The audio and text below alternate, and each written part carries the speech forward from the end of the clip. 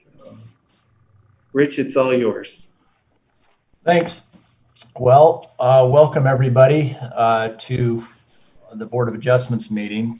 I've got a couple statements to read just in regards to the COVID-19 issues that we face, and what we're going to do is we will dispense with our usual opening of the pledge and prayer, since we're holding this over a Zoom meeting. So we'll just begin the meeting by saying this. It is Thursday, November 19th, and it is 5 p.m.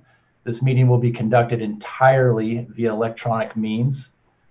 On November 3rd, 2020, in accordance with the Utah Code 52-4-207, subset 4, I determined that conducting meetings at the Provo City Board of Adjustments with an anchor location, such as the Provo City Council chambers, presents a substantial risk to the health and safety of those who may be present there. These are the facts upon which I've made this determination.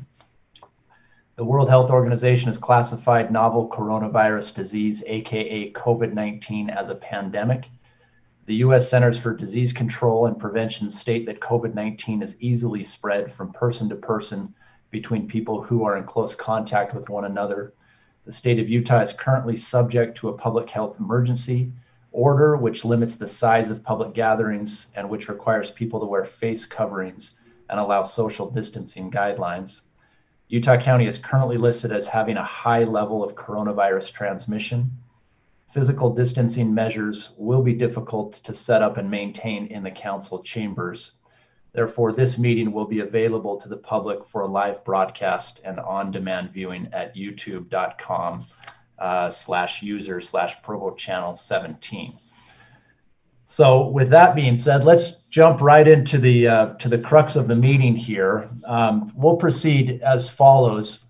For each item that's read into the meeting, we will turn the time over first to the staff of Provo City to provide us a little bit of background for the board and to provide some additional information. Following Provo City's presentation, we'll be able to ask them as a board some questions. After that question period, we'll then ask the applicant to present or provide additional information as they deem necessary, after which the board will have an opportunity to ask the applicant various questions. Following the applicant's presentation, we'll then open up the time to any public comment that may exist. And Robert or Crystal, do we have a way to put up the information on how to make a public comment over the phone, that type of thing? Will we provide that information? Yeah, so that will, oh, go ahead, Robert. Go ahead, Crystal. It'll be on the end of each item slide. So there will be a slide that's presented that has the information. Okay. So after the public comment period, and if we have any public comments, that will be the time for the public to make their comments, after which we'll close that period and we'll have discussion amongst the members of the board. Following the discussion amongst the members of the board, a decision will be made at that point how to proceed forward with the matter. Just for everybody's information, the members of the board that are present include Andrew Rennick. Andrew, can you raise your hand? All right. Wes Marriott is here as well. He's on the phone, or he's online listening. Wes can say hello. He's on. Hello. There he is. Okay. And we have Tom Halliday as well. Tom, could you wave your hand so everybody can see you as well? Great. So we have 4 board members here with us, which does provide for a quorum to be able to decide issues tonight. And we thank all those board members who are here with us. So let's jump right into item number 1, if that's okay. And we'll read the item for the record. Spencer Whitham requests a variance to the side yard setback to allow for an addition to the existing home located at 1230 East, 350 South in the R1-6 zone in the Provost neighborhood. Robert from Provo City, I believe, is handling that portion of it. So Robert, will give the floor to you. Okay, so it is me. I'm just hiding behind my mask. So thank you, board members. So just to you all can see what's on the screen, right? There's a map that's showing for you. Okay. Just to kind of orient you a little bit, the applicant is requesting a variance to enclose a carport and create a double single garage, which means kind of single car wide, just double the length, so it can be in tandem. And then with an addition of a bonus room above that. And the existing home is at 1230 East 350 South. And this is a kind of a location. This is in the Provo neighborhood of Provo. And let's go forward. I appreciate that Mr. Witham helped me with my staff report.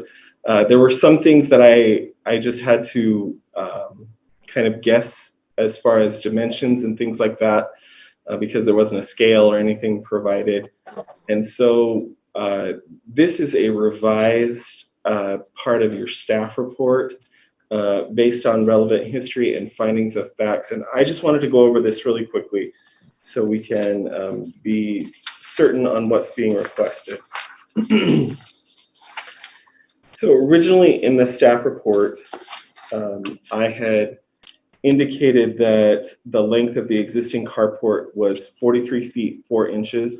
That's incorrect. It's actually 25 feet, about 25 and a half feet. So 25 feet, 5 inches, 6 inches, something like that. This area of the carport is currently non-conforming because it is 5 feet from the property line. It's constructed 5 feet from the property line, and that is legally non-conforming. Additionally, I had indicated in the staff report that the structure, because it is already legally non-conforming, it could be expanded under our existing code. You can expand half the distance of that. So approximately 12 feet. I had said 21 feet, 8 inches. That corrected number is about 12.75 feet. And so the total length, what I had originally said was 65 feet. It's actually 38 feet, 3 inches, so 38.25 feet. And in just a minute, I'll show this visually so you can see it a little bit better. Additionally, in my staff report, I had mentioned that the proposed length of the structure would be 81 feet, 8 inches.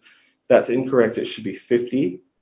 And then that the applicant was going to request an increase to the nonconformity because they actually need to move the structure 1 foot closer to the property line.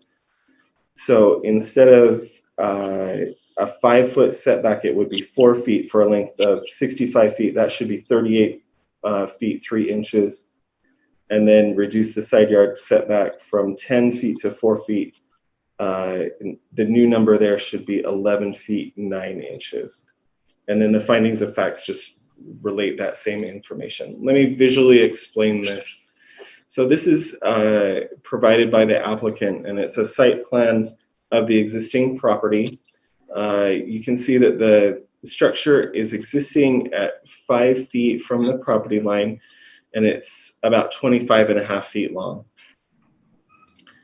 What they're requesting to do is expand this structure, enclose the carport, and create a garage that will now be 50 feet long, and it will be 4 feet from the property line. Our existing code has a provision in there regarding nonconformities. So nonconformities can be expanded for half the distance by right.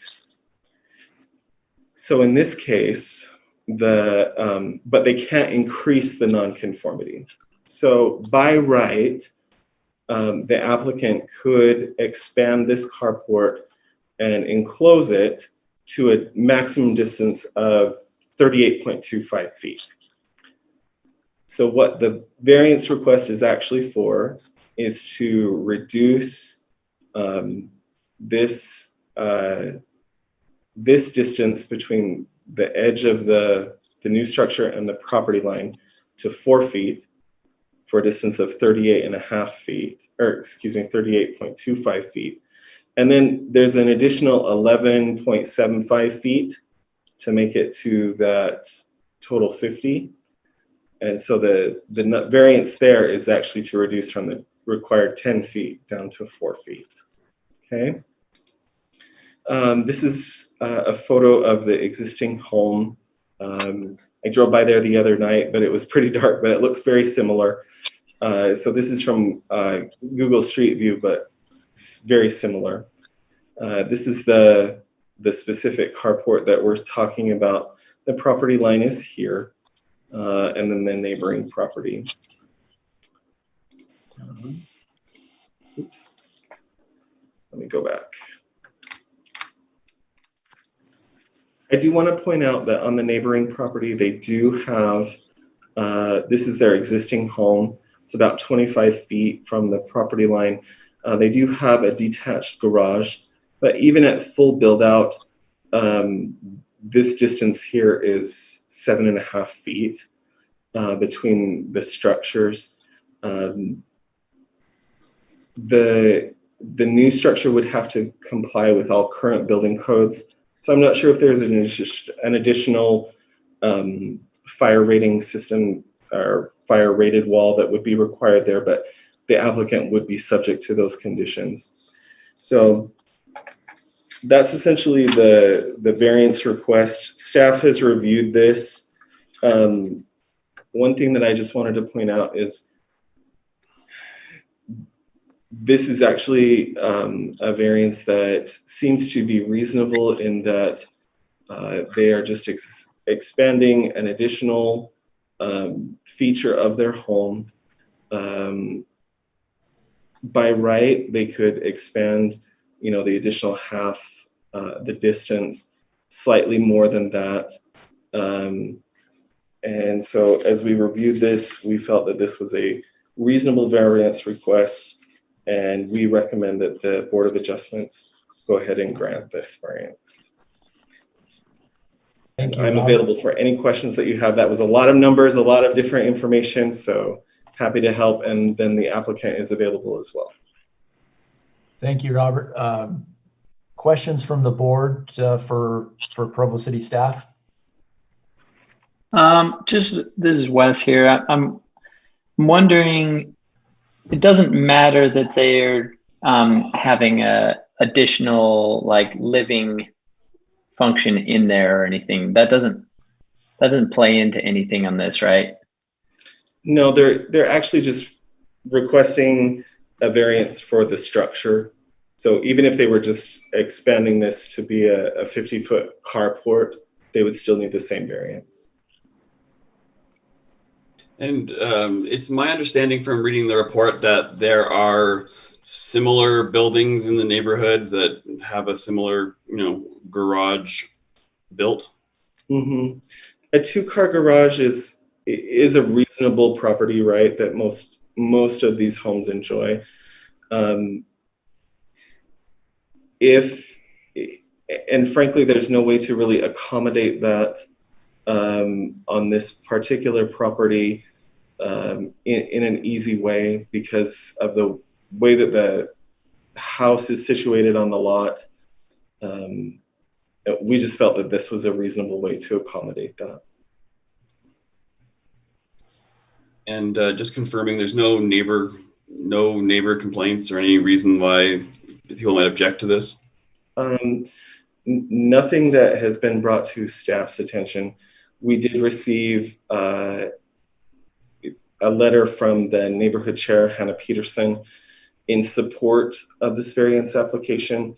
She mentioned that she had spoken with the neighbor, and in her testimony, she indicated that the neighbor had told her that there were no issues and no concerns with that. So, but we haven't heard directly from that neighbor. But okay, I don't have any more questions. It looks Robert- like the, oh, go ahead, Tom. excuse me. Go ahead, It looks Tom. like the neighbor's garage is actually in front of the proposed carport or garage on this piece of property too, right? So they're not like overlapping roofs or anything like that, right? No, they're not overlapping. This is actually the street down here. So the neighbor's garage is farther back on their lot. Okay. But again, same principle. So yeah. Okay. That was my question too, following up on Tom's was, you said 6 feet, Robert, and it's actually 7.5 feet, but is there oh, sorry, Rich. The reason I said 6 feet is because that's the requirement. That's the distance that a building has to be separated from another building. Perfect. Okay, that's my question there too. Okay. I don't have any further questions. Does any other board members have additional questions for Robert? I don't. Okay. Thank you, Robert, and hang tight. We may have some additional questions for you, but well, now, is the applicant with us today or a representative for the applicant? Yes, I'm here. That's Spencer. Oh, there we go. Correct. Good to see you. Thanks for being here. Yeah, thanks for having me. Do you want to present anything, or is there anything additional that you wish us to hear tonight? No, I think there may have been some confusion as far as the colors on this. Potentially, the gray would just kind of be cement areas. The blue is where the structure would be. Just in reference to one of the comments with the neighboring detached garage and it lining up, it's just the blue portion. So we tried to not actually align with their garage at all, just to keep the structures apart. And in reference to a potential firewall, we are aware that that may be necessary and more than happy to comply with doing that, even if it's not required, just for safety purposes. Great. Anything else, Spencer, from your side? No, there's 4 feet on one side, 10 feet on the other. We're not planning to encroach on the other side at all. In fact, we'd like to keep it open to the 10 feet for access. And all the other dimensions on this should be in accordance with requirements for building in Provo. As far as the 23 feet for that portion of the house that's on the inside of the curb, it's supposed to be at least 23 feet from the inside of the curb to the structure. And then for the driveway, it needs to be at least 20 feet, which this would be 21 feet from the sidewalk. So all other items, as far as I know, are in compliance with what would be required. It's just the 4 foot setback on the side, and then the extension, as Robert had mentioned. So thank you for that, Robert. Mm-hmm. Thanks for your clarification too, Spencer. I have another question. This is, I mean, not really, this may be for Robert, but if it's already legally is the garage or the carport isn't conforming, so why does he need another variance for it just to build on that same structure or space? My understanding is that to have a garage enclosed, it needs to be at least 10 feet from the boundary. So we're already it's between 6.5 and 5 because the roof kind of pitches out in different areas. So part of it's 5, parts 6.5 or so, or 6 feet. So we're just hoping to clarify that with to get an actual enclosed garage and be able to open the doors and whatnot. We felt that 4 feet would be reasonable for that. And even though we can't conveniently park the cars side by side, we figured tandem was the next best option. Yeah, no, that makes sense. Robert, can you provide some clarity on why he even needs a variance if he's already legally non-conforming? Yeah, let me add to that just a little bit. So there is a nonconformity, and we frankly would allow that nonconformity to expand half the distance of what it already is. So it's 25.5, so an additional 12 feet 3 inches type of thing. And so that's what this line right here represents. So legally they could expand to 38 feet and some change. The reason the variance is requested is because they're actually asking for a little bit additional expansion beyond that. So instead of the 38 feet and 38.5 feet or something like that, they want to go to 50. So they need a variance for that because it's encroaching. Additionally, that expansion that they're allowed, you can't increase the nonconformity by any additional amount beyond what they have. So right now it's 5 feet from the property line, and they need to go 4 feet from the property line, so they need a variance for that. Does that help, Wes? Okay. Yeah, no, that does help a lot. Yeah. And say Spencer was 10 feet away, he wouldn't need the variance for the additional from the 38 to the 50, correct? Yeah. So Okay. So that helps me understand. Yeah. So what he'd be allowed to do right now is he could still expand. He'd just have to take this corner off and this corner off. Okay, that makes sense. Spencer, question here for you too. Yep. There's always a concern about access to the backyard, and anytime we shut off access to 4 feet, and for emergency type access, that sort of thing. Mm-hmm. I think you said that, or at least on this diagram, there's still 10 feet on the what I believe is your east side of your property. Correct. Is that 10 feet accessible now? Is there anything in there that would cause a disruption of access? I don't think so. I mean, we've got shrubbery and a couple of trees throughout there. There's a fence, but beyond that, no, there's nothing that would inhibit access through that. And actually, as far as access goes, well, I mean, that's open access. We may have a garage door at the other side for access as well. So that I know that that's an enclosed and secured area, but we would have that access through the garage and then also up to the 10 feet on the side. Gotcha. These are all just tentative plans. I didn't know we were getting into all the other things. We were just hoping for 4 feet, and we found out all these other things through the process. So it is a process, isn't it? Yeah, we're learning a lot. Yes.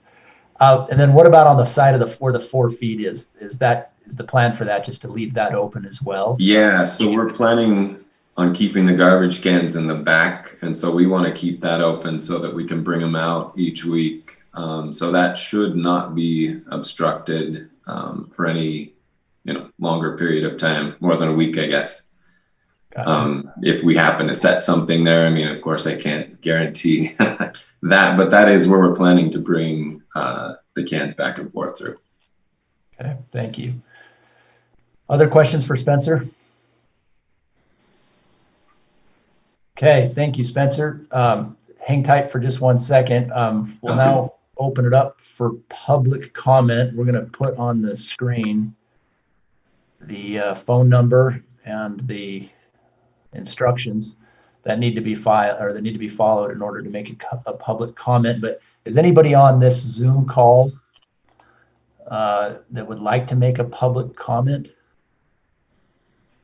From what I can see, there's currently no public comment. However, on YouTube, it is delayed about 30 seconds. So let's give it about 30 seconds. Good, thank you.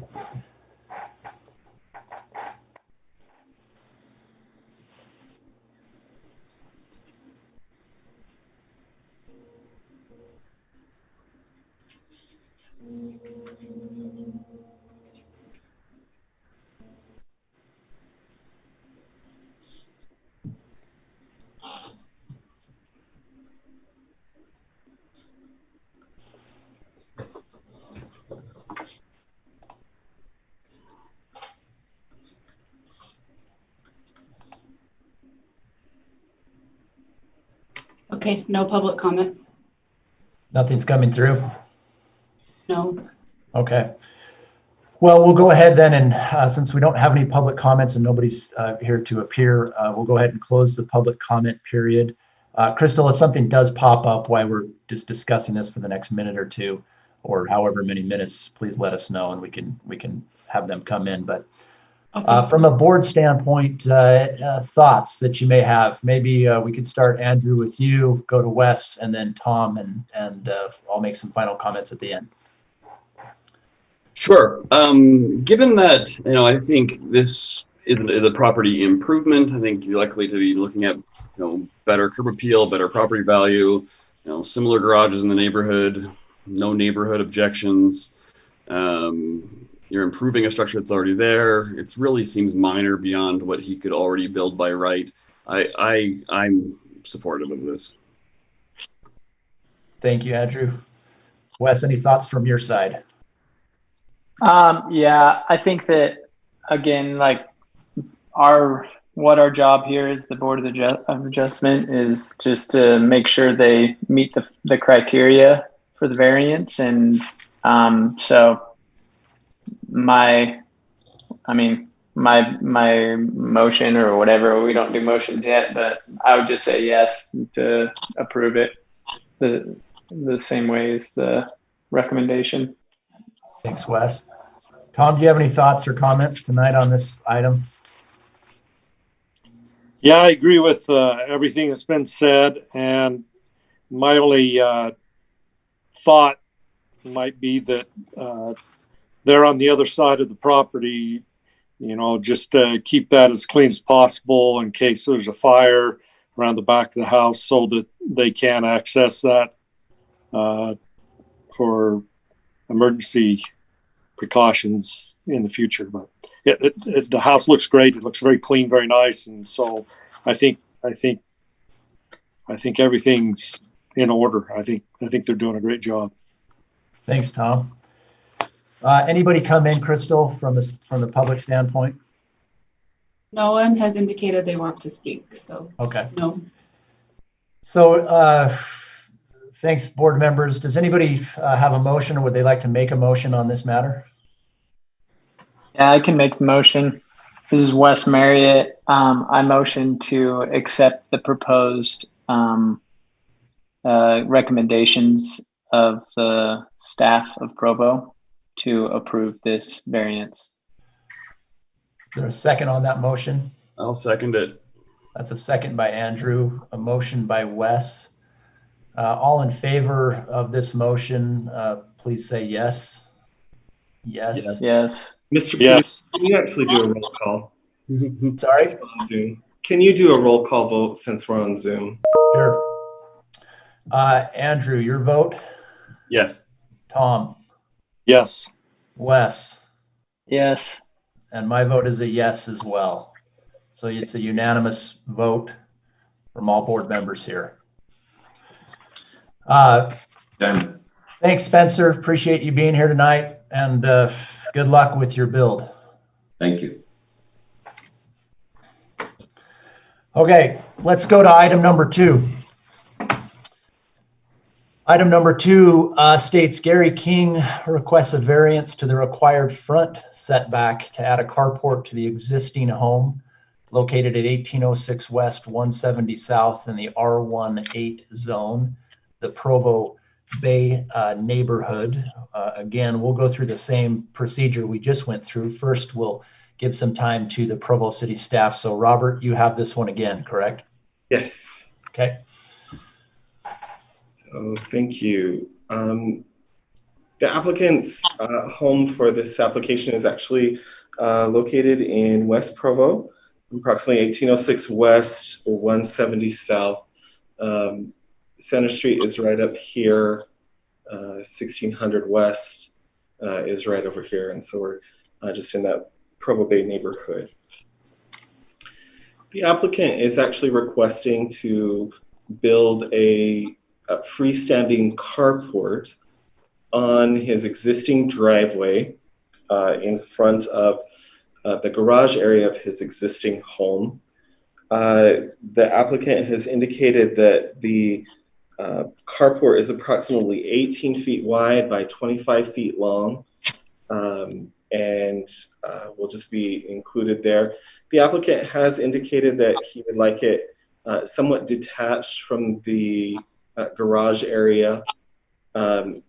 Traditionally, like I mentioned before, to be considered an accessory structure, they have to be at least 6 feet apart.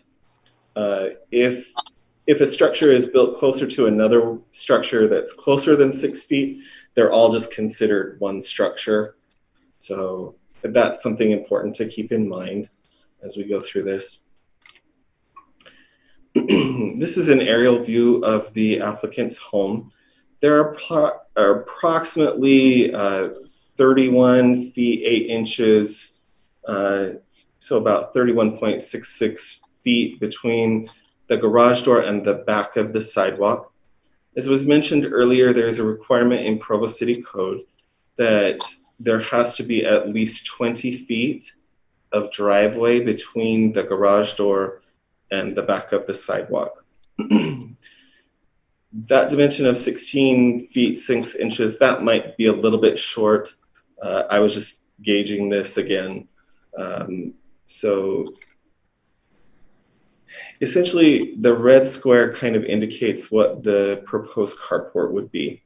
The applicant's here, and I'm sure that when it's his turn to kind of speak, we can ask about placement and things like that. But even if it was just a few feet from the structure, this is the area which would be encompassed by the carport. This white line indicates where 20 feet of required driveway area would be. So essentially the variance request is to allow freestanding carport to encroach into that required front yard area anywhere between 14 to 16 feet depending on placement. And essentially, it's hard to see on this, but this area right here is actually what would be requested for the variance. A couple things to point out on this one. Variances, as you know, require that there has to be justification for those variances. The applicant in his application indicated that the reason that this variance is being requested is to protect vehicles from extreme weather that can happen here. Some things that I wanted to point out about this property. It is not irregular in shape, very similar to the other properties within the neighborhood. I'll mention that there are several other carports that are located within the neighborhood. However, this would be the only one that I am aware of that would actually be built in front of the garage on the driveway. The applicant's property complies with all of the other zoning regulations of the zone and provides access to the rear yard. And I think that's important because one of the reasonable justifications is that are there other areas on the property that could reasonably accommodate the request without the need for a variance? I think that the answer to that is yes, that the applicant does have additional area on the property where that carport could be erected that would be in compliance. Or at the bare minimum, there are other areas on the property where the variance wouldn't be quite so substantial. This variance would allow a carport that is going to extend almost the entire length of the driveway and will become the predominant feature of this home. So just to kind of reiterate the conclusion that was in the staff report, we feel that the variance does not meet the criteria established in section 1405.030 needed to justify the variance. There are no irregularities in lot size, lot shape, or topography that prevent the applicant from the full use of the property. and to erect the carport in a location on the property that complies with the requirements of the zone. Additionally, approving the variance would allow a carport to encroach into the required front yard and make it the predominant focal feature. For those reasons, staff is recommending that the board deny this variance request. And that's all. Thanks, Robert. Do we, any board members have any questions for Robert in regards to the staff report and the presentation just made? Yes, Robert, I have one. Mm-hmm. I believe that there is I don't remember whether it's a code and ordinance with fire, Provo City Fire Department, that these structures don't encroach the road. Am I correct on that, or am I wrong? I'm not entirely sure on the fire code requirement for this, but it's also encapsulated in that requirement that no structure be closer than 20 feet to maintain that distance and then the required front yard. So the zoning code kind of covers that. I think that the fire code might further define a reasoning for the fire department for that. But I don't know of an additional code other than the required codes for the zone for that front yard area. All right, thank you.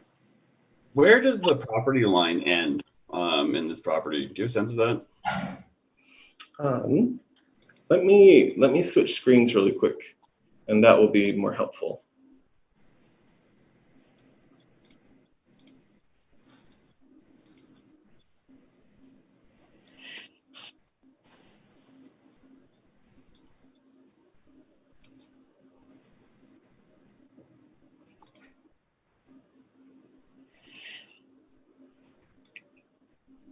Can you guys see my GIS map now?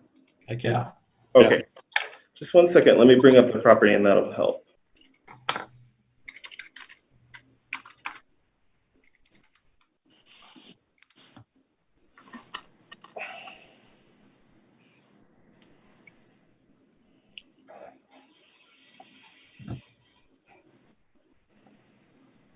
Is that image here?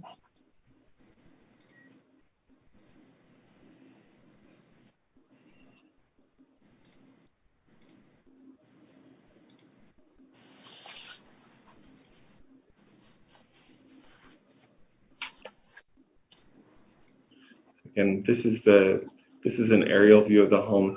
The blue lines indicate approximate location of the property line. Sometimes the subdivision map doesn't necessarily match exactly with the satellite image, but relatively close. Okay, thank you. Robert, question here too.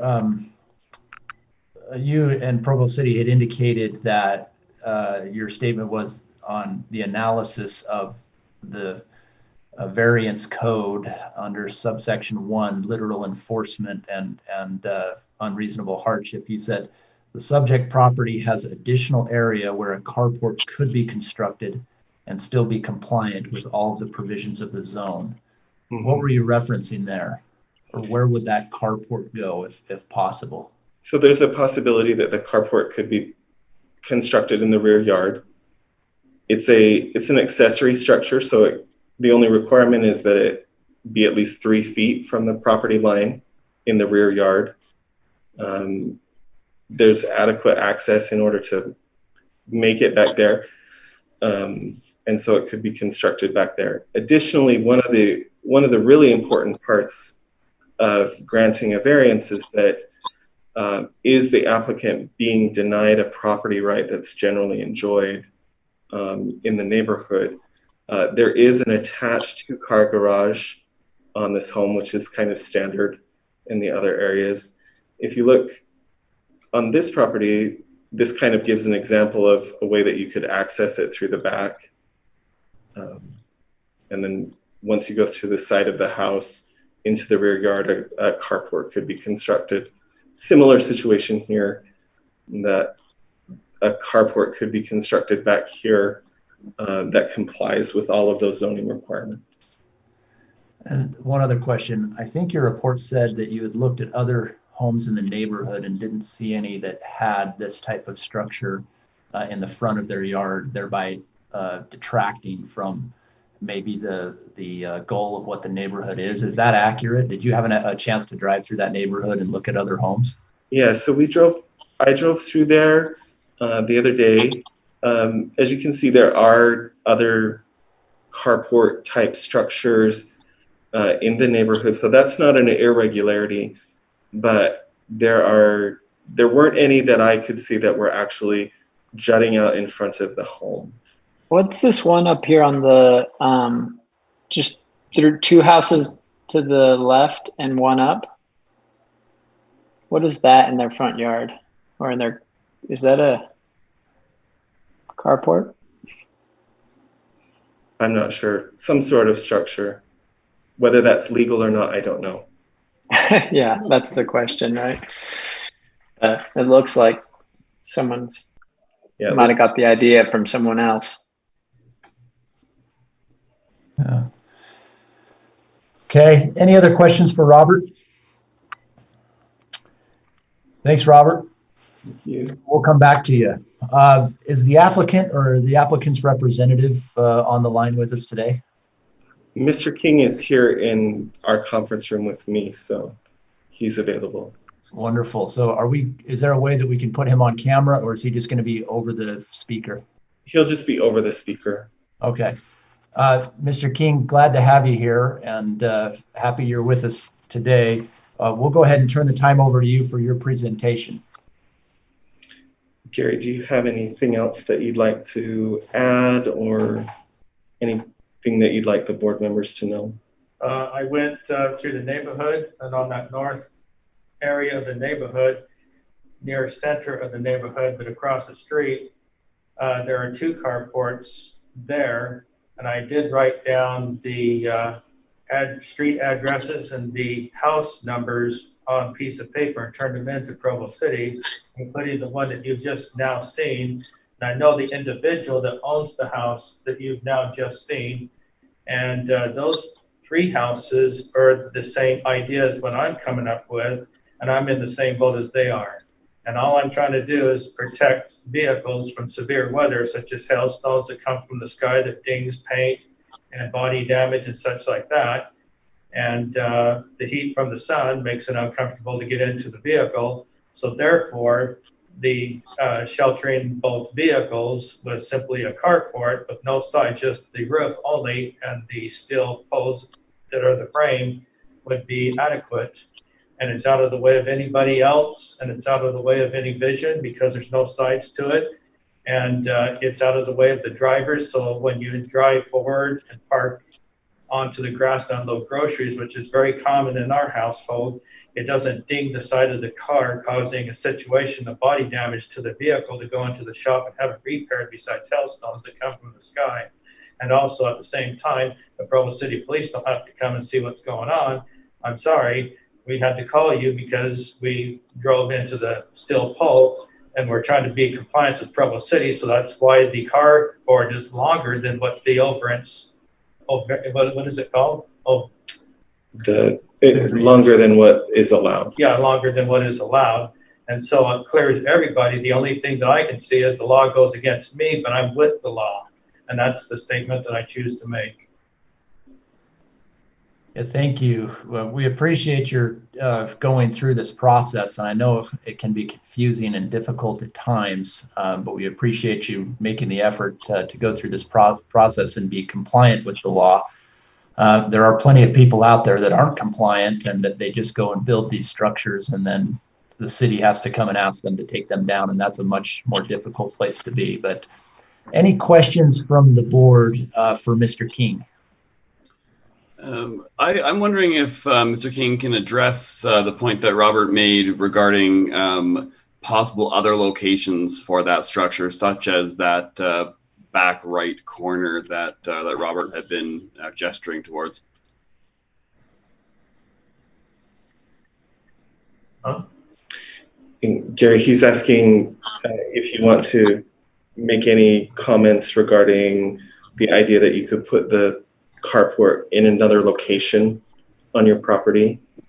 Well, the carport, if it were to be in another location, that doesn't mean that it's uniform with the garage. And when the car backs out of the garage and is in under the carport, then regardless of the weather, it's protected. If I were to put it in the backyard, then I have to go and open up the fence and drive the vehicle through the fence area to be able to park it from the hailstones or any heat from the sun. And it's a piece of cake to drive up to the driveway, and it's under the carport instantly.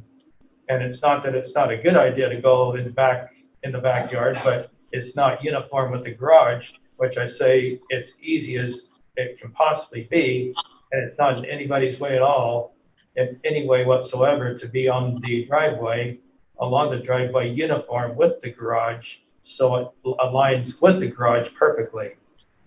No problem at all.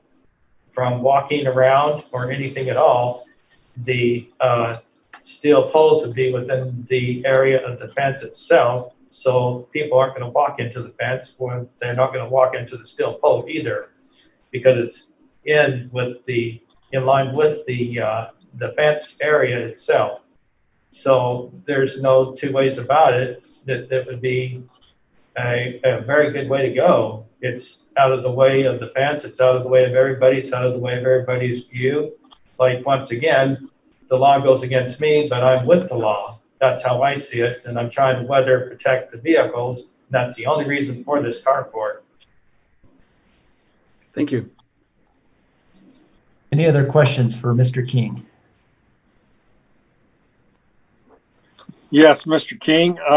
So it sounds like your structure would be steel posts for your columns, and then tin roof, a steel roof on top, and there wouldn't be any sides to it. It'd be open on the sides. Right, it'd be completely open, and plus, besides that point, Utah isn't very well known for tornadoes, but Utah is very, very well known for what's called microbursts. And to add to this, I mentioned to one of your people in office that came over to see the area of the property of where to put the carport. I said I deleted the idea of the sides because when wind comes, there is no wind resistance. And so the carport's not going to be thrown into some other part of the neighborhood, and it's going to be cemented down with 4 cement blocks, which holds it down. So when there's no sides and there's no wind resistance, when there is no sides, then the wind can blow freely through the area without any worries about the carport being pushed by wind. I also thought about that as well.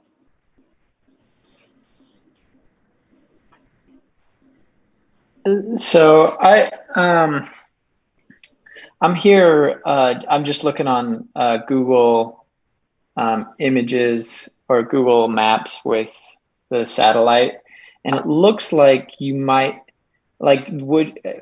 Per Robert's recommendation, would you be able to put cement down and go around back and protect your cars there? And then secondly, do you utilize your garage for your car space, or is it more for storage? As I was mentioning, when we back the vehicles out of the garage, then there's the carport. I didn't say storage. And at the same time, going through the fence line is a little bit more of a hassle. And I have to drive over the grass, which kind of like makes marks in the grass, and the grass is very nice as it is right now. And so the freshness of the grass and the trees is what makes it attractive of the property in the area instead of wheel marks across the grass.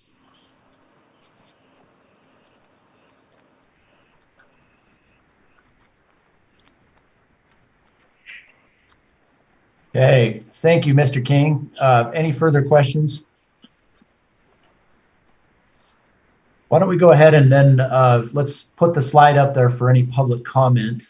We'll give everybody a minute or two to call in. And Crystal, please let us know if there's anyone that would like to comment on this. Okay, there's no one right now, but I will set the timer for a little while. Thank you.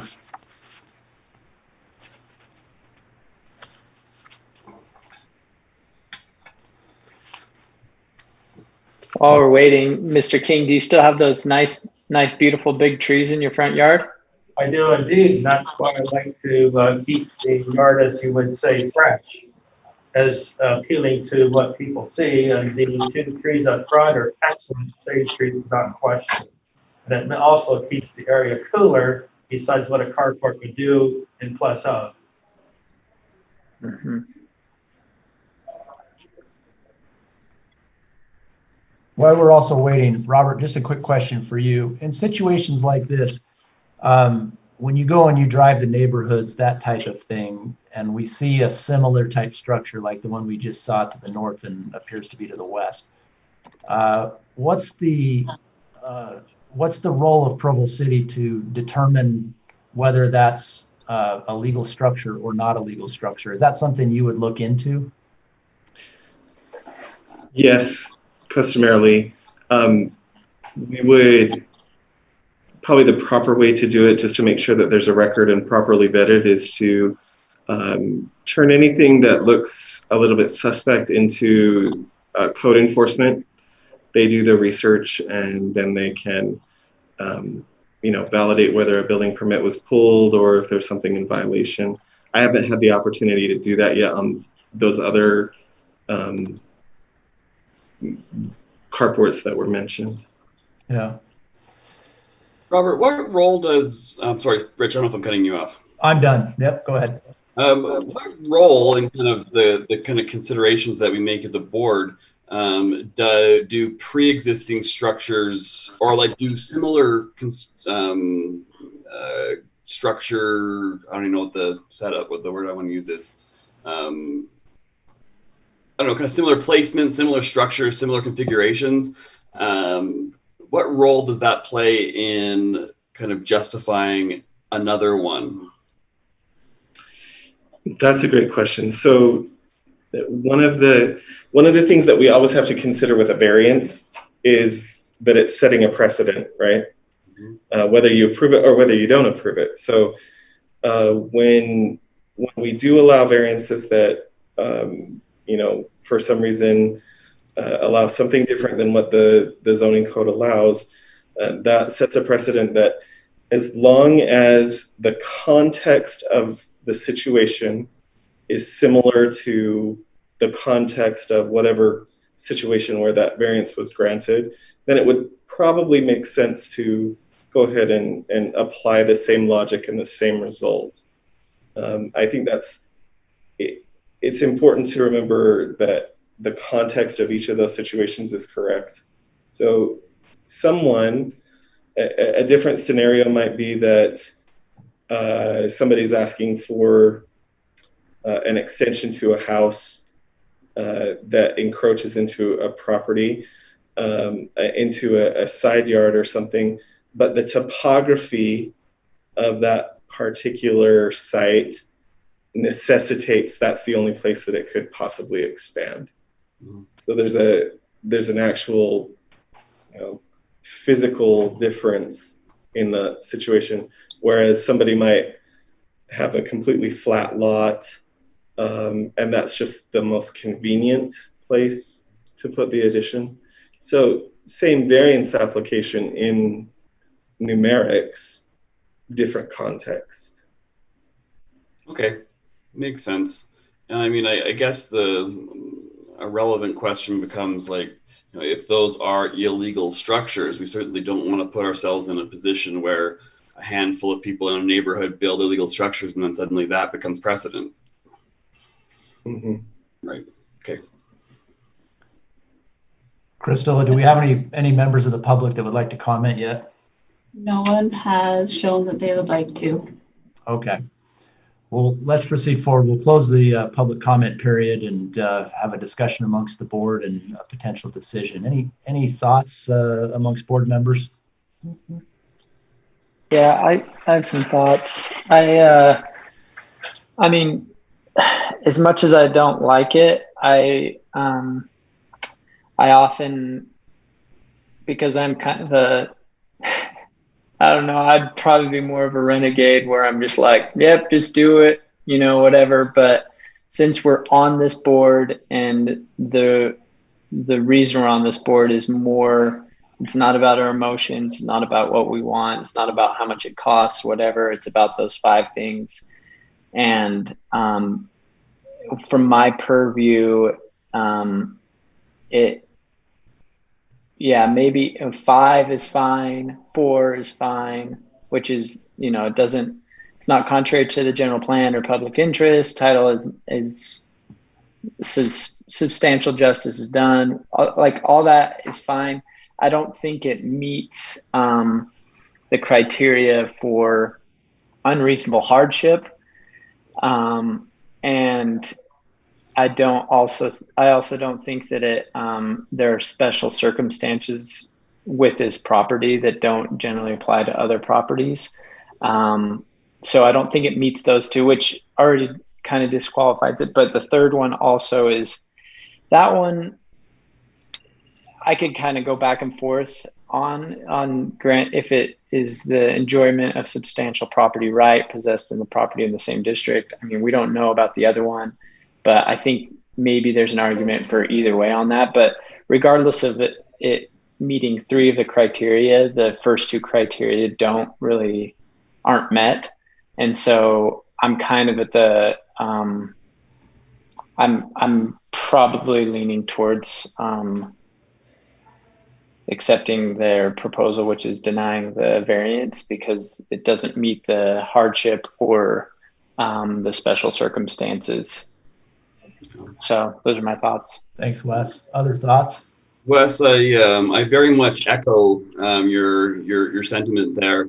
And the only thing that I would again add, unfortunately, I think that, the staff's report does indicate something that I'm kind of sympathetic to, that that it could be considered contrary to public interest, in that I don't know that it's beneficial to a neighborhood to kind of have a pattern of front yard carports, and what that might do to kind of general appeal and curb appeal, and kind of visual appeal of the whole neighborhood. Regardless, I think you're right. There's kind of an even stronger case to accept the staff recommendation on the earlier measures, or the earlier conditions that you indicated. So I think I'm sitting with you, Wes. Thanks, Andrew. Any other thoughts? I kind of echo the same. I'm concerned with how far it protrudes out to the front of the property, and it would seem that it could cause some problems with emergency vehicles and safety to public.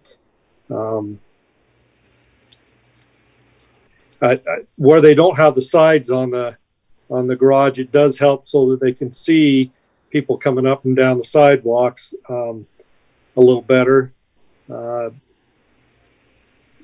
it also helps obstruct that view. So that really concerns me. And then there's the fact that there is room to get the vehicles into the back, and there is room back there for parking structure in the back. So I kind of have those same feelings. Thanks, Tom. I'll say this real briefly, but as members of the Board of Adjustments and this entire board, we obviously serve as volunteers.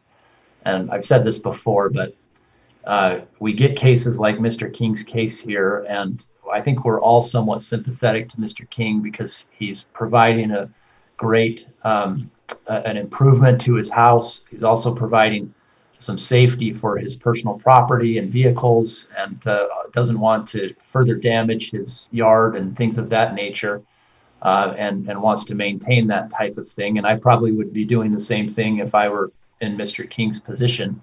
The difference is, though, in this situation, I think as members of the board, we always come back to the rule of law, at which what Mr. King is trying to follow. And that rule of law that we have to follow is this code section 1405030 subsection 9, which has those 5 points that Wes went through and pointed out. And I think Mr. King can overcome 2 or 3 of those, but I agree that there's going to be some difficulty, especially on the unreasonable hardship section, of being able to overcome that hurdle.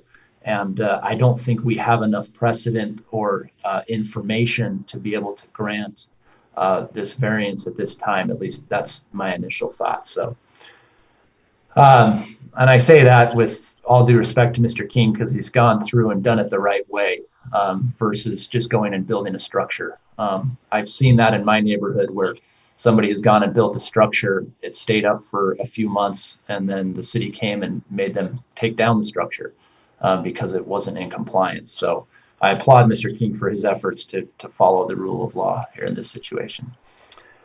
With that being said, does anyone have a motion or they have a proposal for the board? I'll go ahead and say I will make a motion to accept staff's recommendation and deny the request for variance. We have a motion by Andrew. Is there a second? I'll second that motion. Second by Tom Halliday. We'll take a vote on that. Let's do it by roll call vote again. Please say yes or no in agreeing with the motion or not agreeing with the motion. So yes would be you agree with the motion to deny the variance. No is you do not agree with the motion. Wes, let's start with you. Yes. Tom? Yes. Andrew? Yes. And I'm a yes as well. So again, the motion passes unanimously. Mr. King, I know you're there and you may be a little bit disappointed in the decision that was reached tonight. Robert can give you information, or if you have the staff report there with you, there's information as to your appeal rights, and he can provide that information. Robert, do you have that, or does Mr. King already have that you're aware of? Yeah, I think he does, but I'll make sure of that. Thank you. Thank Yeah, you. and I just wanted to mention as well on the part of staff, we have no problem with the applicant wanting to put up a carport. Like, we encourage that. It's a great way to protect personal property. Just in this case, the location is what we can't support. Great. Thank you for that clarification. Thanks, Mr. King, for being here and participating tonight. Let's move on to our last item for the evening, which is item number 3. Ben, if you're here, you're gonna, I apologize in advance for butchering your last name, but I'm going to say Ben Kajar or something, or maybe it's Carr with a silent J, requests rear yard and lot width variance for 2 lots located at 1590 North Jordan Avenue in the Grandview North neighborhood. Again, Ben, I apologize for butchering your name. We'll turn it over to the Provo City staff, Robert, for a presentation on this matter. Okay. If I can have just 1 second, just 1 moment. I'm going to grab a power cord really quick. I'll be right back. Sure.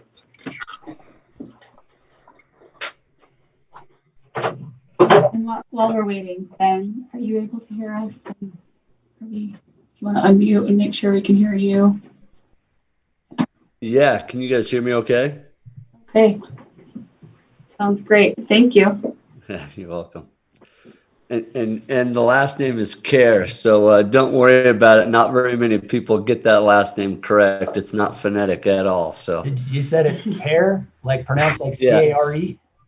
Like Care Bear. That's how you say it. It's Danish. Got it. That's a neat name. Thanks, Ben. Yeah, of course.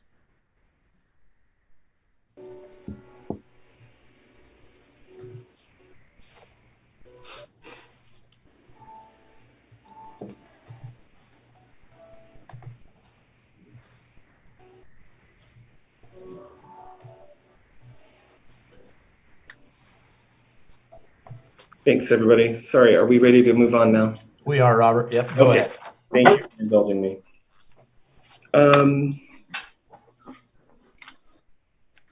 So just to kind of orient all of you to this location, this site, this is Columbia Avenue. Here, if we can continue on down, Desert Industries is right down here. This road continues onto the Grandview neighborhood, and then Jordan Avenue dead ends into this cul-de-sac right here. This is a really interesting application and an interesting use of a variance request. Customarily, we don't see these types of things, but the applicant is requesting a variance from some of the sections of our code that require specific dimensions for lot depth and lot width. The property is very irregular in shape, and there are a lot of topography issues. In total, if you were to look on the current county records, the property is actually listed for tax purposes as one entire property, a little bit over half an acre. And the property is located in the R110 zone in our city. R110 means that each lot has to have a minimum of 10,000 square feet. Lot width requirements required 90 feet of lot width and 90 feet of lot depth. At some point in the history of this property, I'm not entirely sure when, but at some point there were two actual lots that were created. You can do that at their county recorder's office without having to go through the subdivision process. However, even though there are two lots that are legally recorded, these lots do not meet the current standards for the R110 zone. And so essentially that's what the applicant is asking for, is a variance from the requirements of lot width and lot depth. And I'll ask Ben to further clarify during his portion. But a couple other things that I wanted to point out. These are some of the actual legal documents that have been submitted regarding an easement that has been filed. This easement right here is 20 feet over the neighbor property that allows access to the rear of the property from Jordan Avenue. These are the recordation of granting that easement. And so the rear property can actually be accessed from both Jordan Avenue, and as well as having frontage along Columbia Lane. Access is probably impossible given the topography change. These slopes along here are well over 30%. And so being able to access Columbia Lane for property purposes is probably pretty infeasible. Expensive to say the least. What the applicant is requesting to do is to actually legally subdivide these lots so that an additional dwelling could be constructed. This is just a proposal of how these lots could be subdivided to allow sufficient lot area for both of these properties. This green section shows that even though the lot is extremely irregular in shape, it would actually fulfill the requirements of lot width and lot depth as currently measured, and allowing this type of lot split would provide an additional amount of lot area so it can be over 10,000. One of the requirements of subdivision, however, is that you can't create a non-conforming lot. And so that's where the request comes in, because the remaining lot is actually only about 65 feet wide. And so that does not comply with the standards of the zone and would need a variance request, 65 to 75 feet wide. In any event, it's still shy of that 90 feet requirement. Lot depth is fine. The dwelling that's on the site already is legally non-conforming as to, I think there are some encroachments into the 10-foot side yard requirement, but those are already covered in its legal nonconformity. So essentially what this variance request is asking is to allow variance from those specific code requirements relating to lot depth in order to create 2 legal lots. As we looked at this was kind of it was a difficult situation to analyze and to think about. But one thing that we as planning staff, we generally tend to say that if an actual dwelling could be built on the site that complies with those standards, and if there's sufficient lot area, then we generally lean towards allowing those types of variances.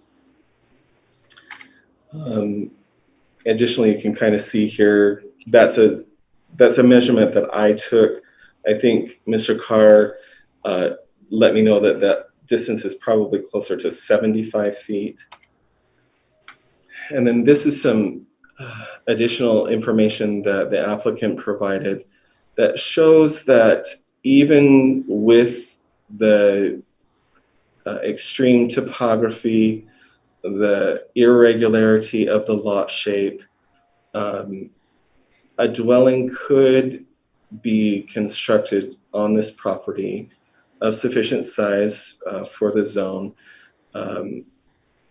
This distance right here is about 20 feet.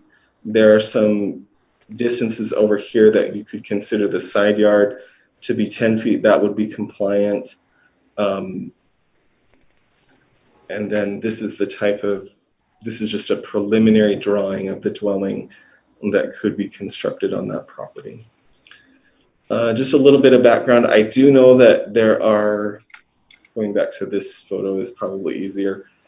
I do know that there are some code enforcement cases that have been, that are currently under review regarding the home and some of the construction that's going on, renovation rather, that's going on there, and some other just compliance issues. But really, as far as the variance goes, that's my understanding of what's being required. As we analyze this, we felt that that the request does meet the requirements and the criteria to grant a variance. There are extreme irregularities in lot size, lot shape, topography that would prevent the applicant from the full use of the property. There is sufficient area to have 2 lots and to have those lots subdivided. And then additionally, approving the variance would allow for an additional single-family detached dwelling in the neighborhood, and that is, consistent with what the general plan advocates for the public interest in providing additional housing opportunities in established neighborhoods. So, for those reasons, staff does recommend that the Board of Adjustment consider approving this variance with the condition that the applicant submit a subdivision application to the Development Services Division in order to formally recognize those lots. So that's basically my presentation, but I'm happy to answer any questions that I can. Anticipate lots of discussion on this. So however I can help you, I'm here. Thanks, Robert. Do we have some questions for Robert? I do first, but first question is, why is this before us right now? Why not first do the subdivision and see if that's applicable and would be allowed, and then come to us? Or does it have to get the variance first before the subdivision? Again, in order to subdivide a property, you can't create a non-conforming lot. And a subdivision application couldn't be reviewed because at this point, because that's exactly what would be happening. Okay. So the question is we're just, all we're doing is the variance on this, and then he has to go to the next stage to get it all approved anyway. So we're just figuring out if this is conforming, and if it meets that variance, then we move on, and he does the other stuff later, right? Yeah. So if you kind of think of it as there's a path to construct a dwelling for this project. One of the stops on that path is subdivision. But even before we can get to that stop, we have to confirm that we can actually call these lots conforming. And so allowing a variance to those specific zoning requirements would then allow the next step to go to subdivision, to make sure that the access is okay, that there's sufficient easements allowed for public utilities, things like that. So Robert, the real issue is not that new house here. That new house could be built, is presuming that the subdivision is created and that's there. It's really the variance on the existing structure. Is that not accurate? No, more the lot. The variance is for the lot, because that's what I mean. Yeah, not the structure, but for the existing lengthwise, the longer lot that's in kind of bluish purple there.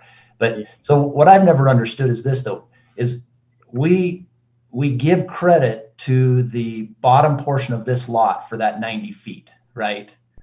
When that bottom portion of this lot has nothing really to do with the lot in blue. You know what I'm saying? I mean, it's on a hill. We've got some significant slope there, but we're giving the 90 feet credit of width from that portion. Isn't that how we did it in the past? That's correct. Okay. In some regards, and it's also important to remember that some of those zoning requirements, as far as depth and width, were added and revised probably after the original lot was created.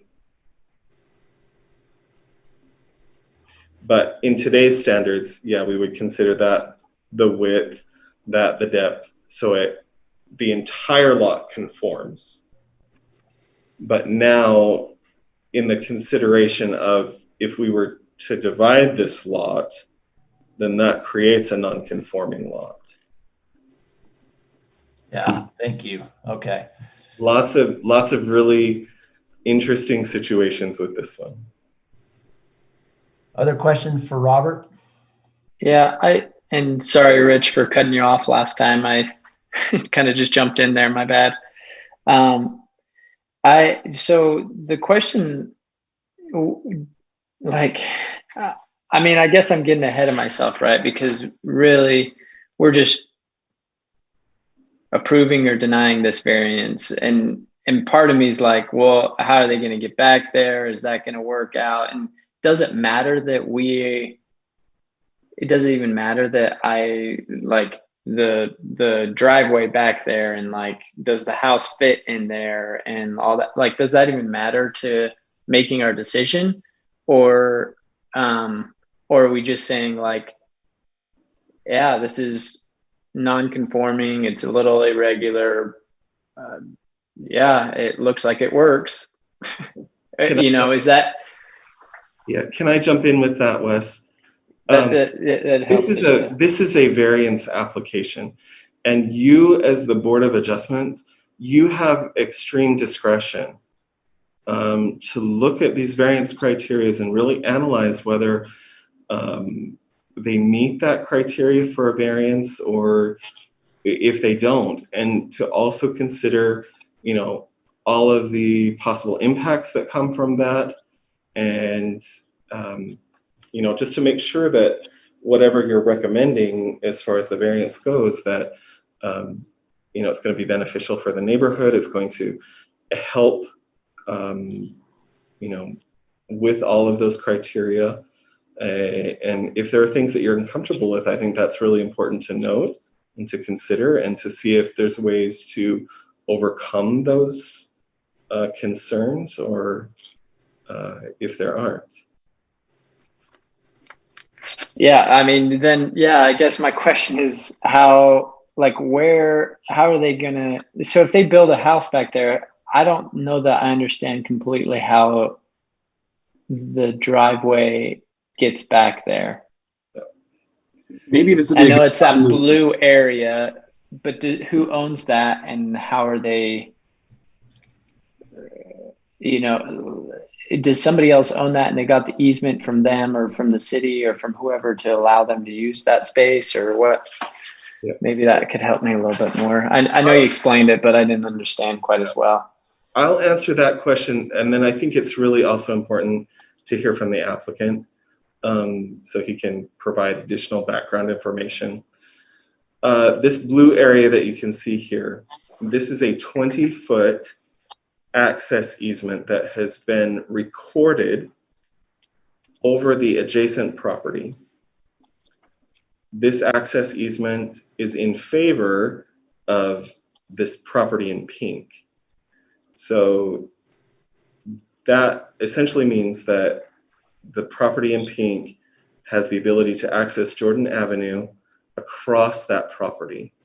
Even though they don't own it, they have the ability to forever access Jordan Avenue over it. So this easement's in favor of this property. So we can consider the fact that they do have a way to legally access this property that has to be maintained in perpetuity. Okay. Yeah, because I was just looking at the satellite Google Maps thing and it looks like a tight situation over there. Correct. It probably hasn't been utilized up to this point because they can access their property here. But if we're talking about the idea of splitting this lot, then that access is probably going to become very important. And maybe Mr. Kerr can talk to that as well, like you said. Yeah. All right. Other thoughts for Robert? Other why we're here? On the side of the existing house, what is the measurements to that new property lines on both sides of the house? Question. Oops. So here and here, Tom? Yes. I think it's approximately like 6 or 7 feet, but I'll defer to Mr. Carr on that. And then on the other side, it looks like that property line is going to be right up against the house to me. On this side? That side, yes. Yeah, so I think both of them are within that, less than 7 feet. This one's probably a little closer, but in addition though, that's existing. So that's a legal non-conforming already. Right. Good. Okay. If we don't have any other questions for Robert, we will let the applicant, Ben is here with us on the Zoom call, and Ben, we'll turn it over to you maybe to answer at least some of the questions that were proposed and some other insight that you may give us. Sure. Absolutely. Can you guys hear me okay? Yes. We can. Awesome. Is it okay if I do a share screen on my side to detail this out a little bit? I think that would be helpful. Okay, sounds good. I'm going to try the share screen button. Just a second. Let's make sure you can. Can you guys see that okay on my side? We can't see anything yet. I think they're trying to allow you to share your screen. Okay. Crystal, can you upgrade? So I did make him a co-host, so he should be able to. So down on the I guess, ribbon on the bottom of the screen. You see the share screen option. Yeah. Yep. So don't click on the little up arrow, just click on the share screen and it will bring up different options of different applications that you have up on your computer. If you're wanting to show Crystal, you're fading really a lot. Sorry. Sorry. Did you hear any of that? I see. I pulled that up and it says advanced sharing options. Who can share? Only host. And yeah. then, So close out of that. Okay. And just click on the green icon. So don't click on that little up arrow that you pushed on. Just click on the green. Okay.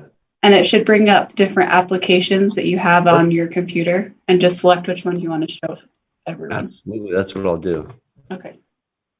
How about that, gentlemen? Does that come up? It does. Yep. Go ahead. Okay. Fantastic. So, Robert, I want to apologize because maybe I was not clear earlier, and that's my fault. Here is what I was finding. Can you guys see my arrow right now? We can. Yes. Okay. So here's what I was thinking would be the most appropriate proposal here is right here off of Columbia Lane. It currently has 72.75, right? And that width needs to be 90 feet, which is a difference of just, what is that, 17.25 feet. But assuming if this gets passed, right, if that does get passed, I had that plan to make this property that's really unique, right, to make this property do basically a property line adjustment, since I own both of these now, and I could do a property line adjustment. What I was planning on doing, instead of taking all of this property to this side, I was asking for a variance to just give as much as I can over to this, let's call it the smaller parcel. So right now, as this shows, according to this is the Board of Education of Provo, whatever that word will be. This is where I'm getting this, so you know where I'm getting this information from. What I would propose is, so I can get as much as possible with this lot, is to take and borrow 9 feet and make this larger property still, since there's a pretty fair sized house there, to keep that 90 feet, keep this 90 feet. So I would take as much as I can on this side and come down here at that 9 feet mark, right? And then I would take that and move it to this side, which would put me at what is that, 81.75. So that would put me shy on that frontage, right? Well, technically, I guess if I go this way, it's different, because I could do it from here, if the 8 feet, and I wondering if that would be, if I would use this area and this distance, right? So if I take 9 feet here, I'd take that distance from side to side, right? And that's what my proposal is for this variance, to see if I can do that. Wes, Before you hold on, Ben, before you go any further, let's just ask Robert if that's, it sounds like almost an amended proposal at this point in time. Robert, is that something that we can even consider at this point, or what are your thoughts here? Because the variance request is for, just varying from the requirements to the zone, that's fine. I just wanted to point out a couple things. That smaller lot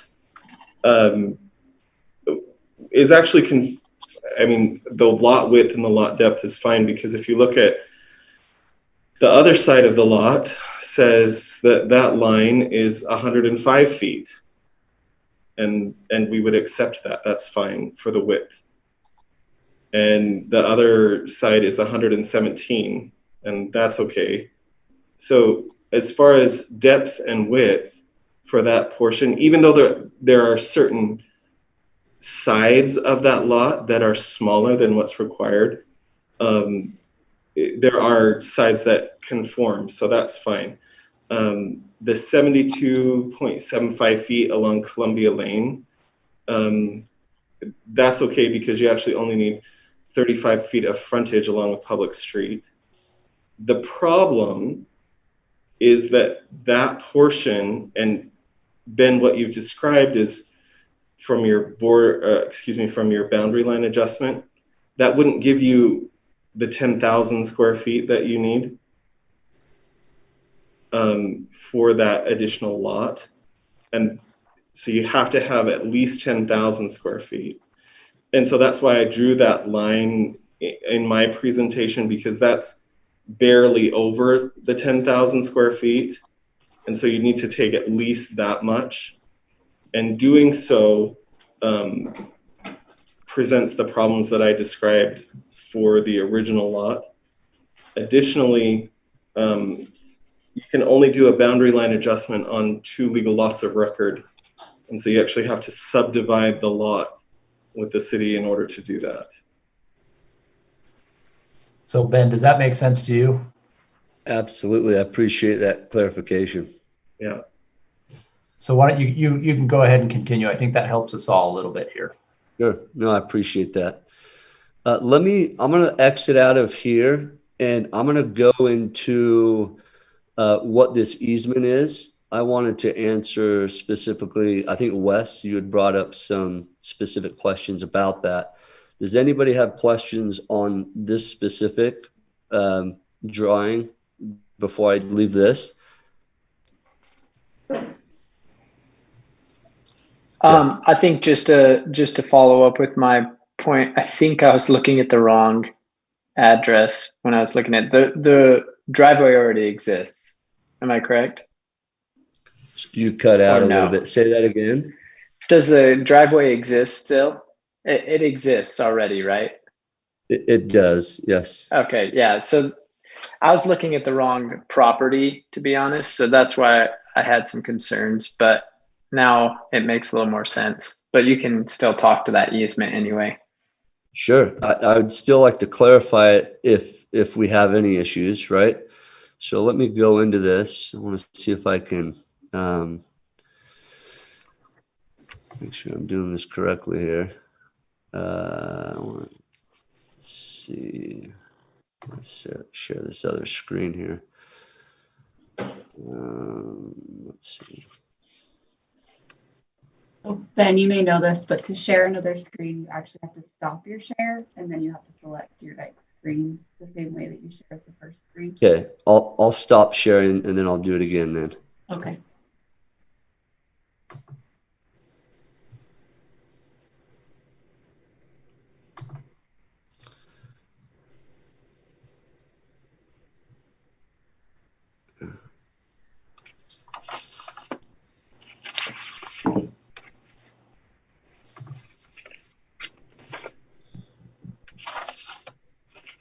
And let's see if I can.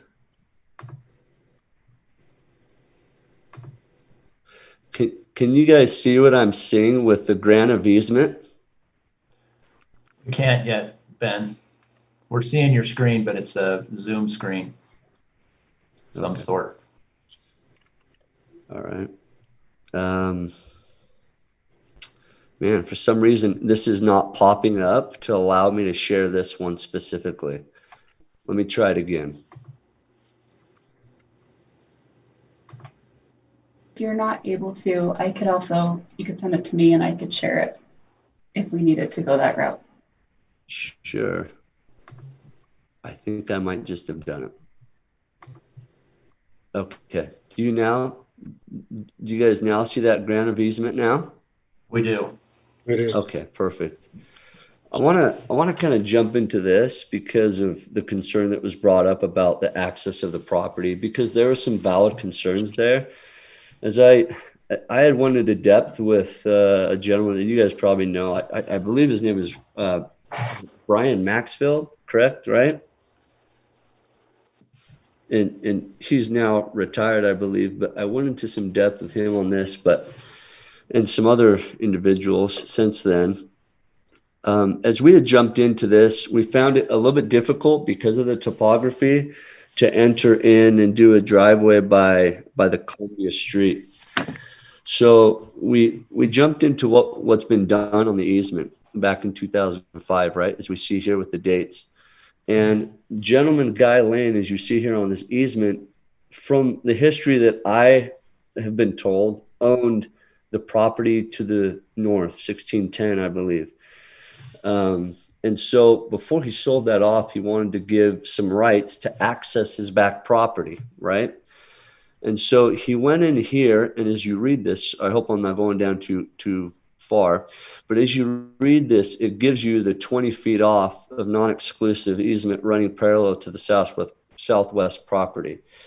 So if there's any issues with having that road coming down, if it goes anywhere outside that 20 feet, I have the opportunity, being on that lane property, owning that lane property now, to do what I need to do to access that property, as Robert said, for the benefit of accessing that. So if I needed to set up a road, if it bent in to my neighbor's property at all, I can keep accessing it down there, to access the property specifically from the Jordan side.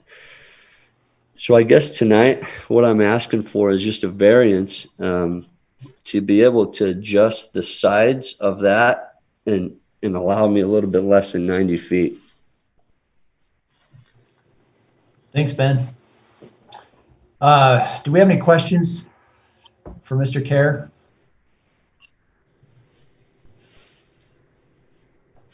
I have one brief one here, and I don't know, because I'm an attorney and I don't even know the answer to this question, but that easement you're just talking about. So much better.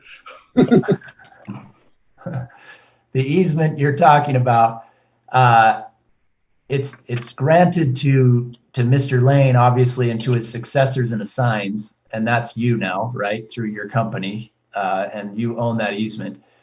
I'm wondering about the legal concerns or ramifications that may exist if you subdivide that property and now you deed that property to another person. So it's no longer in yours. If that falls under the successor and assigns language of that easement, and if that easement can be utilized by both your existing property to the south and also the property to the kind of below, the northwest or the northeast side of the property. Do you have any understanding of that, Ben? That's a great question. I mean, I think that I would get with my attorney on that and make sure that they can transfer that over. I do know, let me see if I can do a share screen again to see if I can clarify any of that by showing you some documentation. Let me see here. I might have to do what I just did.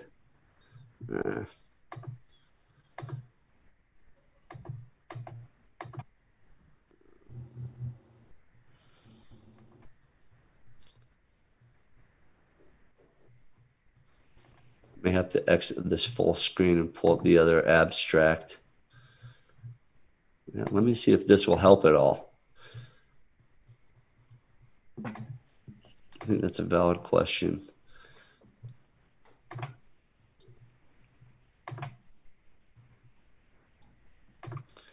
Okay, here we go.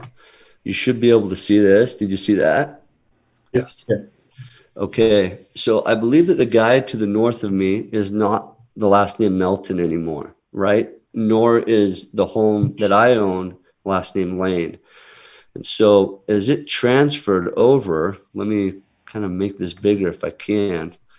I don't know if I can make this bigger. Let me try to go bigger here. As this transfers over to owners, you'll see here, where is it? Anyways, the easement worked on the transfer over right there. On the transfer over to owner, as it was sold to, as you see here, Primo Luxury Investments. That's my property, right? So it transferred over successfully. Right there, you have Melton. That's a different name. And then up here, you have Dersh, and then the first name. So it's been able to transfer over appropriately without issues from owner to owner, from new owner to new successor, or however you want to do that. As we go into a potential lot division, let's say subdivision, I imagine it would just be the same with the rights to transfer that over as a deed, just to deed that over as it has done in the past. There's a track record of it happening. Granted, you're correct. There hasn't been a division of properties of this yet. I don't know why, but I just don't know if there's need for that property back there. I think the best use of it is to have it there be a property on there, or excuse me, a home on there.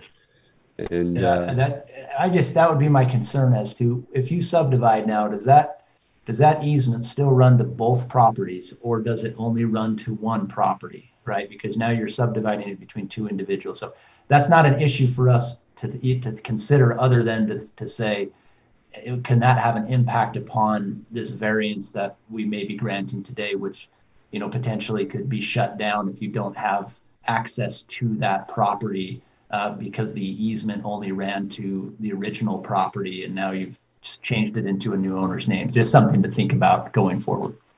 Valid. That's a valid point. I really appreciate that.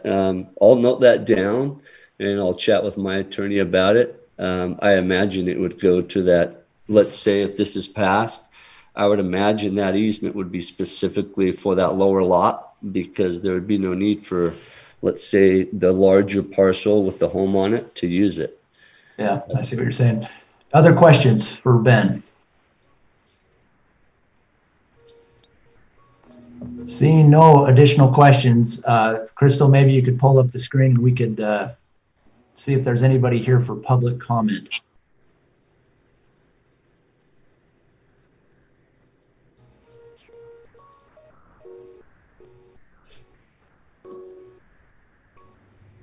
Anybody on the line with us via Zoom or phone that would like to comment on this proposed variance? So far, I'm not seeing. I appreciate that background piano playing on somebody's. Oh yeah, that's me. I'm just sitting at work. It's one of the girls downstairs is playing. Right now, there is no public comment. I don't know if you want to wait a minute or so. Let's give it another minute and we'll see. While we're waiting, just so my brain clarifies this, Robert. So the existing home that's there, it is covered under the side borders, the property lines where it is. So as far as a new driveway being, or a driveway access going to the house behind there, that home is within the non-compliance compliance that will be allowed, right? That's correct, Tom. Okay. So this home currently accesses the street through a separate driveway that's here in front of the house. Yeah. And then built within the property lines. And that access easement is actually on the neighboring property. Right. But wouldn't have any bearing on the non-conforming setbacks of this existing dwelling. Okay. Crystal, has anyone else arrived for public comment? No. Okay. Well, let's go ahead and close the public comment period then and have discussion amongst the board members. Does any board members have any thoughts, concerns, questions, comments? You know, I'll just kind of maybe lead out here. This is a bizarre setup. I think there's a case to be made that it meets our criteria for granting a variance. I'm not sure that I understand exactly how Mr. Kerr will make it work, but I think, I think it's in the city's best interest, and I think it's a good thing. If we can get another house built, great. Thanks, Andrew.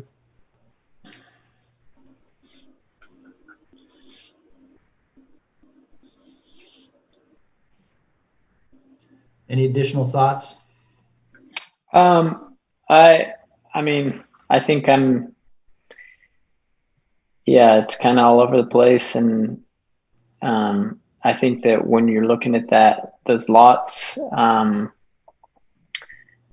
the hardship and everything has been met. And I don't have a lot more questions. I think that I'd have a lot more questions if I were the one making the decision of if the house can be built and how it can be built and all of that. But as far as it meeting the requirements of the hardship and the criteria that we set forth at the Board of Adjustment, I think that it's good to go, in my opinion.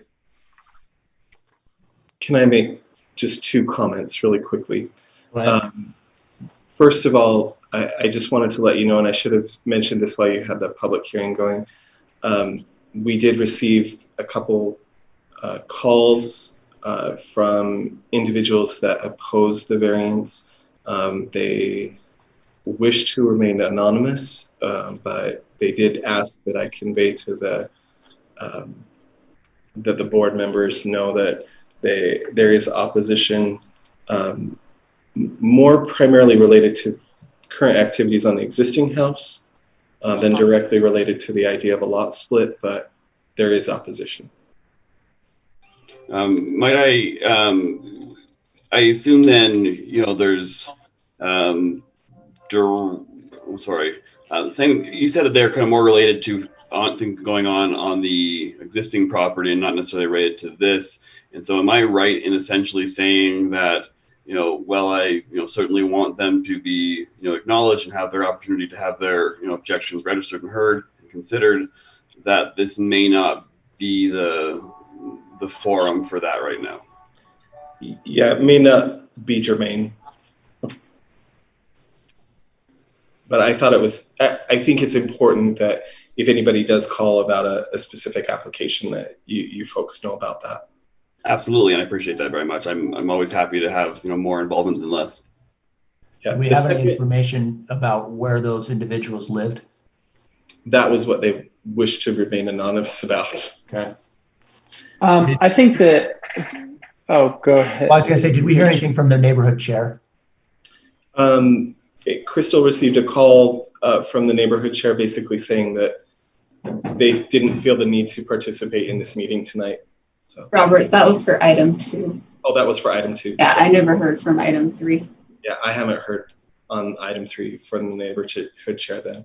Okay, go ahead, Wes. I think that my thoughts on the commentary and just on whether it really affects my decision or not is if they have problems with the variance itself and why that variance is a problem rather than potentially how they build a house or how it looks or what they do with it, or I think if they had a problem with the variance and how that affected some of their, and I don't know, maybe they do, but what you've described to us is mostly just it seems like a preferential, like what's happening on the other house rather than that this variance is going to be a horrible thing for X, Y, and Z reasons. So if there is any information on that, then maybe that's something that I would consider. But if it's not, then I still feel pretty strongly that we go forward with the recommendation as it is meeting the criteria. Okay? Sorry to interrupt. Is that okay if I speak to that just real quick? Yeah, go ahead, Ben. As you guys understand, if you've ever, let's say, done any work on a home, there's work on a home when you get to a point that's, I call the lull period. And right now, if you go up to the home, there's a huge hole in the front yard, right? And I've specifically worked with Provo we've gotten permits, right? And they've specifically asked to do something to add it's a very unique home. And the person who had the home before me built it very uniquely. And as you can kind of see with the properties, as he's kind of done this, he did some unique things. And so I've worked hand in hand with the city, talking almost every other day with Ellen, right? And I've invited the directors, the head guys to come out to my property, walk the home to see what we can do to best suit the needs of the property. And so they've asked us to build a home. We had to tear down this deck, which is right in front of the property, right? We can't do any of the landscaping until all of that is done. So it's an eyesore, right? There's a dumpster in the front. It's nothing that I think anybody would like. So I don't disagree with the appeal of the home right now during the lull state of renovation, happening in this front area. We have a hole in the ground. We passed all permits to this point. We've got cement being poured this next week, and we're working hand in hand with these gentlemen with the city. And so I don't disagree with them potentially being emotional about, hey, dude, there's garbage over here. I don't disagree with that, but that will go away. That will come and that will go, and we will make it look good. And we've done nothing but improve the property, all the exterior. I mean, it was left in disrepair. And I've done many of these homes. And so we're doing it by permits, and we're working hand in hand with the city. Again, I've personally invited them out to walk the entire home to see what opinion and advice they would give me. And they did. They said, hey, instead of putting the stairway to go downstairs, because we need an outside entrance, they were going to do it on the south side, and we have 8 feet, so technically we could, but they said you need to have a roof over it. So how about you put it over here? So we did, and it cost us a ton of money more. I'm talking tens and thousands of dollars. But to abide by those rules and to abide by what they desired of us, we've done exactly that. If you want to reach out to Ellen and ask her, I highly recommend that. So again, I don't think that the property looks gorgeous. It's not Taj Mahal right now, but tell you what, it will look very good once the mess is gone and we can take the dumpster out. And I think the neighbor's property value will absolutely go up from where it was before, because we've done nothing but invest money into it. Thank you. Any further discussion on this matter? Mr. Peterson, can I just make one more comment?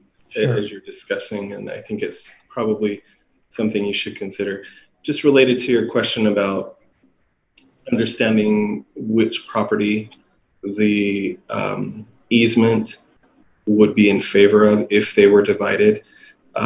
If you feel that that is information that you really need in order to make an informed decision, you always have the option of continuing, allow the applicant a little bit more time to get that information, consult with his attorney, and come back at a later date.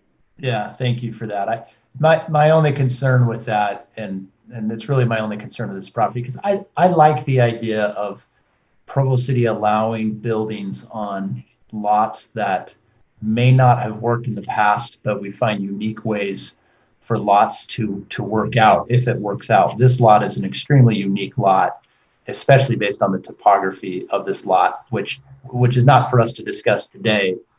This is the new lot to be created, essentially. Would be, Ben's going to have some real issues if he's going to try to build on that lot to overcome, which is for the building people to decide. But my concern is that if we do approve this, that somehow we tie that easement to this new lot being created, right? So if it is subdivided, that the easement, the access has to be through there, and it has to be tied to this new lot. And I think, Ben, had already said that he would agree to that because the use for that easement on the house or on the lot that has the house on it would be almost null and void, right? There's really no need for that at that point in time. So that's my only concern. But other questions, thoughts, comments by board members? Okay, seeing none. Do we have a motion? Do we have any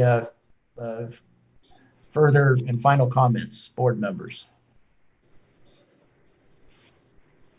I think Mr. Ben has done a lot of work, and I think that they're continually doing a lot of work. I think he's spent a lot of time and a lot of money in trying to bring this together. I think it'll actually clean up the back of that lot and make it look a lot better with the home. It'll add to the beauty there.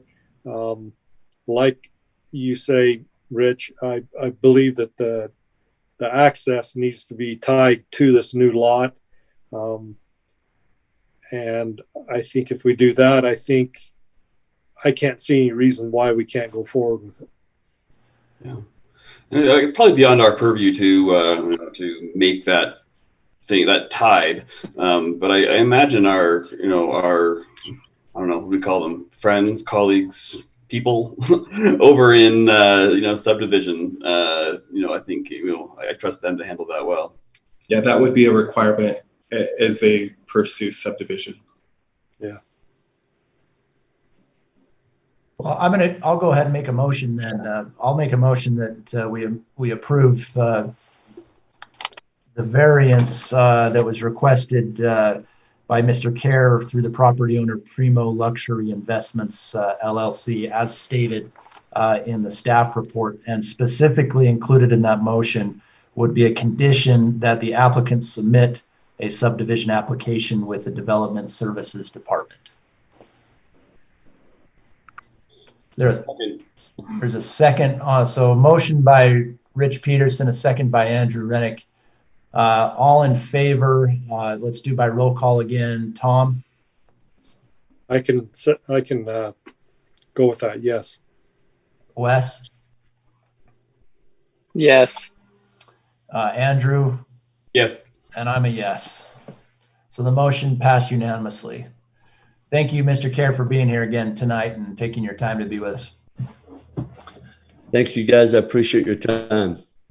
Yep. And with that, we got to go and get some dinner or something because, Robert's here. He's getting paid for this. Crystal, you're getting paid for this. The rest of us, Wes, maybe you need to buy us all dinner. I'll do that. I'll do that. I'll buy dinner with Robert's card. You got it. Thanks, guys. That'll close our meeting. Appreciate it. Thanks. Thank you all. Thank you. Have a good night. Take care. Thank you. Bye.